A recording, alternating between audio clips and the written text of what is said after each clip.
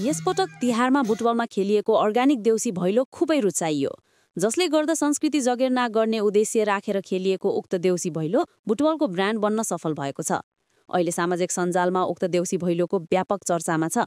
स्थानीय युवाले लोक आधुनिक भाकाका गीतमा पस्केको परम्परागत पहिरनको नृत्यलाई धेरै मन पराइएको छ। यहाँ हामीले त्यही देउसी भैलोको चर्चा गर्ने कोसिस गरेका छौँ। सामाजिक सञ्जाल टिकटक खोल्ने बित्तिकै बुटवलमा खेलिएको त्यही देउसी भैलो देखिन्छ। टिकटकमा पोस्ट गर्ने मात्र होइन, लाइक, कमेन्ट र रिपोस्ट गर्ने अत्याधिक छन्। धेरैले मन जितेको देउसी भैलो भन्दै प्रतिक्रिया दिने गरेका छन्। अर्घाखाँची हंसपुर सम्पर्क समाज रूपन्देहीले मुलुकभित्र र बाहिर रुचाउने गरी देउसी भैलो कार्यक्रमको आयोजना गरेको हो। समाजका कलाकार यसअघि अरूले अनुरोध गरेपछि भैलो खेल्न जाने गर्थे। यसपटक आफैले आयोजना गरेका हुन्। पहिलो आयोजनामै उनीहरूको देउसी भैलो कार्यक्रम सुपरहिट बनेको हो। कार्तिक 15 गते बुटवल 11 देवीनगरमा सञ्चालन गरिएको देउसी भैलोमा जिल्लावासी नै उर्लिएर पुगेका थिए। देवीनगरमा 10,000 भन्दा बढीले देउसी भैलो अवलोकन गरेका थिए। यसबाट पनि अर्गानिक भैलोको क्रेज प्रष्ट हुन्छ।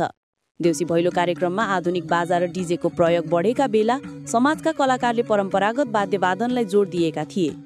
समूह नृत्यमा दुई युवकले नृत्यको चालमा मादल बजाइरहेका हुन्थे। त्यही तालमा दुई युवती अगाडि नाच्थे। कलाकारले गीत सङ्गीत मात्र होइन, दर्शकलाई पनि बाँधेर राख्ने गरेका थिए। दर्शक कहिले भावुक हुन्थे त कहिले मजैले हाँस्थे। सामाजिक सञ्जालमा देउसी भैलो भाइरल बनेपछि स्थानीय आफैले अवलोकनका लागि सोधीखोजी गरेका थिए।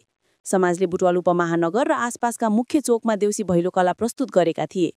कार्यक्रमका संयोजक रेशम बाबु खनालले संस्थाका सदस्यलाई 1 महिना जति लगाएर परम्परागत बाजाको तालमा नृत्य गर्ने तरिका सिकाएको बताए।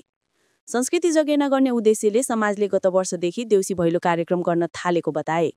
नृत्य र वाद्यवादनमा गरेर 11 जना कलाकार खटिएको उनले जनाए।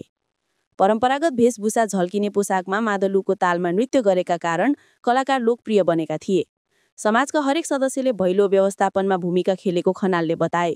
यस वर्ष तयारीमा जुटिरहेका बेला जेनजी आन्दोलन भएकाले सोचे अनुरूप तयारी गर्न नसकिएको उनको भनाइ छ। देउसी भैलो कार्यक्रमका लागि गत वर्ष आफूहरूलाई अन्य एक संस्थाले 2 लाख रुपैयाँ दिएर नृत्य गरिदिन अनुरोध गरेकोमा यस वर्ष आफैले खेलेर 4 लाख नगद जम्मा भएको उनले बताए। केही रकम समाजको खातामा जम्मा गर्ने र अन्य पैसा कलाकार, साउन्ड सिस्टम, गाडी व्यवस्थापनमा खर्च गरेको जनाए। कम्तीमा नेपालमा बसेर पढ्दै गरेका, काम गर्दै गरेका आफूहरूले नेपाली संस्कार जोगाउन सके नेपालको सान उच्च हुन्थ्यो भन्ने लागेर नै देउसी भैलो आयोजना गरिएको उनको भनाइ छ।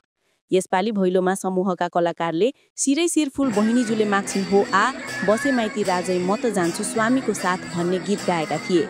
साथै यही गीतमा गरिएको नृत्य धेरैले रुचाएको देखिन्छ।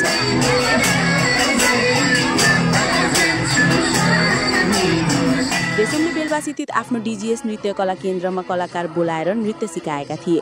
खनाल आफैले जिन्दगीमा मलाई 2 कुराले ठग्यो, एउटा आफ्नो रूपैले, अर्को मायाले लगायतका गीतमा नृत्य गरेका थिए।